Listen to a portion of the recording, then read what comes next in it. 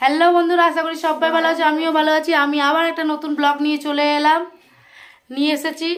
আজকের আমি বান্ধবীর বাড়ি খেতে বসেছি। কি কি নিয়ে এসেছি দেখাচ্ছি।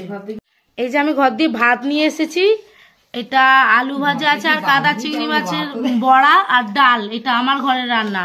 আর আমার বান্ধবীর ঘরের রান্না হচ্ছে লাউ দিয়ে চিংড়ি মাছ, কাটা পোনা আর কই ঝোল, আলু সিম দিয়ে ঝোল, আর এই যে বেগুন ভাজা।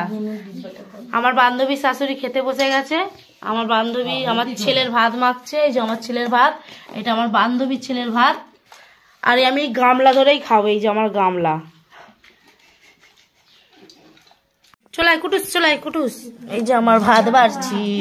খাওয়া যায় না, নিচে ভাত পড়ে, আমার দেরি হয়ে যায়। তুই নিচে এত ওই বাবা খাওয়া না যায়। চলাই কুটুস নিচে আয়, দেখ গুল্লু খেতে বসেছে।